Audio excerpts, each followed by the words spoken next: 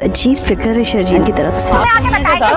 Business community आ जाती है कि एप्लीकेशन नहीं रह जाती। प्रभाव ने रुपया लगाया के इलाज पर। अब्बा की तबीयत देख लूं, आई नहीं चुका। इंसान की अहमियत में पड़े हुए पैसे।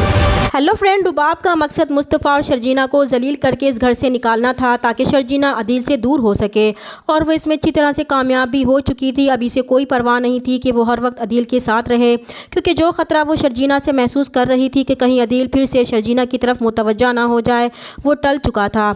अब वो मज़ीद इस घर में नहीं रहेगी और वापस अपने घर चली जाएगी। इधर अदील जब रुबाब से घर चलने को कहेगा तो रुबाब साफ साफ कह देगी कि अब वो इस घर में कभी वापस नहीं जाएगी, क्योंकि जिस वजह से वो इस घर में गई थी वो वजह ही ख़त्म हो गई है और वो मज़ीद ख़ुद को वहाँ एडजस्ट नहीं कर सकती। इसका वहाँ दम घुटता है, और वैसे भी अब इसके अब्बा ठीक हो चुके हैं, इसलिए इसे भी वापस आ जाना चाहिए। तो अदील रुबाब से कहेगा कि वो ये कैसी बातें कर रही है, अब्बा इस वक्त बहुत परेशान हैं और मुस्तफ़ा के जाने के बाद बिल्कुल खामोश से हो गए हैं, वो इन्हें अकेला नहीं छोड़ सकता। तो रुबाब जो इसे अपने जूते की नोक पर रखती है, इसे सुना ही देगी कि वो और तो कुछ कर नहीं सकता, सिर्फ अपने अब्बा का ही ख्याल रख सकता है। तो वो रखे, मगर इसे बहुत काम है, इसलिए अब वो तो इसके साथ जाने वाली नहीं है। और अदील तो ये सुनकर ही खुश हो जाएगा कि चलो रुबाब से कुछ देर के लिए तो जान छूट जाएगी, वो अपनी मर्ज़ी से भी कुछ वक्त गुजार सकेगा, क्योंकि अच्छा वक्त गुजारने के लिए इसके पास नताशा जो मौजूद थी। दूसरी तरफ मुस्तफ़ा के जाने के बाद रुबाब और अदील भी जा चुके थे और घर में सिर्फ शगुफ्ता बेगम और इफ्तिखार साहब बिल्कुल अकेले रह गए थे। घर बिल्कुल सूना सा हो गया था। जहाँ पहले मुस्तफ़ा और शर्जीना के होने से ज़िंदगी का एहसास होता था, वहाँ बिल्कुल सन्नाटा सा छा गया था।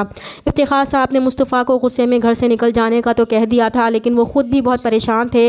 उन्हें अंदर ही अंदर ये बात खाई जा रही थी कि मुस्तफ़ा के पास तो रहने का कोई ठिकाना भी नहीं था और ना ही वो कोई जॉब करता है, ना जाने वो किस हाल में होगा। वो जानते थे कि मुस्तफ़ा चोरी नहीं कर सकता, ज़रूर रुबाब को कोई गलत फहमी हुई थी। उन्होंने सिर्फ इसलिए मुस्तफ़ा से माफ़ी मांगने को कहा था ताकि बात यहीं ख़त्म हो जाए, वरना रुबाब अगर पुलिस को बुला लेती तो इनकी क्या इज़्ज़त रह जाती। लेकिन जिस तरह उन्होंने मुस्तफ़ा की आंखों में अपने लिए एक बेयकीनी देखी थी, उससे वो बहुत बेचैन थे और चुप से थे, जिसकी वजह से उनकी सेहत भी ख़राब रहने लगी थी। इसलिए शगुफ्ता बेगम उन्हें कहेंगी कि जब उन्होंने मुस्तफ़ा को खुद ही घर से निकल जाने को कहा था तो फिर अब वो क्यों परेशान हो रहे हैं, और अपनी सेहत का भी ख्याल नहीं है इनको। वो उस बेटे के लिए परेशान होकर अपनी सेहत ख़राब कर रहे हैं जिसे चोरी करते हुए इनकी इज़्ज़त का ज़रा भी ख्याल नहीं आया। तो इफ्तिखार साहब भी कहेंगे कि मुस्तफ़ा जैसा भी है तो इनका बेटा ही, लेकिन रुबाब ने भी तो मुस्तफ़ा के साथ अच्छा नहीं किया। क्या था अगर वो थोड़ा बर्दाश्त से काम लेती तो आज मुस्तफ़ा और शर्जीना घर से बेघर ना होते। तो शगुफ्ता बेगम को इफ्तिखार साहब के मुँह से रुबाब की बुराई बर्दाश्त नहीं होगी कि वो अब भी रुबाब को गलत समझ रहे हैं। वो अच्छी तरह जानते हैं कि रुबाब और अदील इनके साथ कितने मुखलिस हैं। रुबाब ने ही सबसे ज़्यादा इन पर पैसा खर्च किया, लाखों रुपए लगाए हैं इनके इलाज पर। लेकिन इफ्तिखार साहब भी कहेंगे कि मुस्तफ़ा ने भी तो अपनी हैसियत के मुताबिक साथ दिया और मुश्किल वक्त में सबसे पहले वही तो इनके साथ खड़ा था। लेकिन शगुफ्ता बेगम इनके खिलाफ कोई भी बात सुनने को तैयार नहीं होगी तो वो खामोश हो जाएंगे। लेकिन शगुफ्ता बेगम इनकी गिरती हुई तबीयत से बहुत परेशान थी, इसलिए जब अदील घर आएगा और उन्हें खामोश और परेशान बैठे देखेगा और परेशानी की वजह पूछेगा तो वो उसे बताएंगे कि मुस्तफ़ा के घर से जाने के बाद इसकी बाबा की तबीयत ख़राब रहने लगी है। तो अदील भी कहेगा कि बाबा को तो परेशान होने के बजाय रुबाब का शुक्रगुजार होना चाहिए था, क्योंकि मुस्तफ़ा ने जो कुछ भी किया है इसकी वजह से घर में पुलिस नहीं आई। वो खुद सोचें अगर पुलिस आ जाती तो बाबा की इज़्ज़त तो ख़राब होती ही, साथ में इसकी बिजनेस कम्युनिटी में भी ये बात चली जाती कि इसका सगा भाई चोरी के इल्ज़ाम में अरेस्ट हुआ है, तो इसकी क्या इज़्ज़त रह जाती। तो शगुफ्ता बेगम भी कहेंगी कि ये तो उन्होंने सोचा ही नहीं था। हालांकि वो अच्छी तरह जानता है कि रुबाब ने अपना बदला लेने के लिए मुस्तफ़ा और शर्जीना के साथ ये सब किया, लेकिन इसे इस बात का ज़रा भी मलाल नहीं था कि इस वजह से इसके माँ बाप कितने परेशान हैं। दूसरी तरफ शर्जीना और मुस्तफ़ा की मुश्किलात में और भी इजाफा हो चुका है। मुस्तफ़ा और शर्जीना एक ऐसे पसमानदा इलाके के टूटे फूटे फ्लैट में रहने पर मजबूर थे जहाँ इनके लिए एडजस्ट करना मुश्किल हो रहा था, लेकिन इसके सिवा इनके पास कोई रास्ता भी तो नहीं था।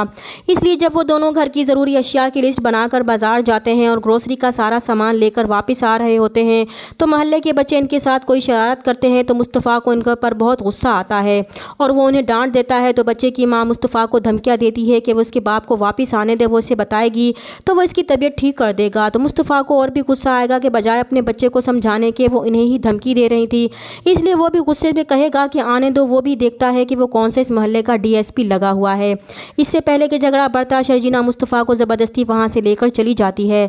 तो मुस्तफ़ा अपनी मजबूरी पर बहुत गमज़दा हो जाता है कि अगर इसके पास पैसा होता तो वह आज ऐसी जगह ना रह रहे होते और ना ही घर से निकाले जाते, क्योंकि इंसान की कदर قدر اور اہمیت اس وقت ہوتی ہے جب اس کے پاس پیسہ ہوتا ہے، پیسہ نہیں ہے تو انسان کی اوقات 2 ٹکے کی بھی نہیں رہتی۔ تو شرجینا ایک بار پھر اسے حوصلہ دے گی کہ اسے پریشان ہونے کی ضرورت نہیں ہے، اسے یقین ہے کہ یہ برا وقت بھی گزر جائے گا۔ دوسری طرف شرجینا کی ماں بہت بے چینی محسوس کرے گی اور اپنے شوہر سے کہے گی کہ انہیں شرجینا کی طرف سے ایک عجیب سی فکر ہو رہی ہے، انہیں ایسا لگ رہا ہے کہ شرجینا کسی پریشانی میں ہے۔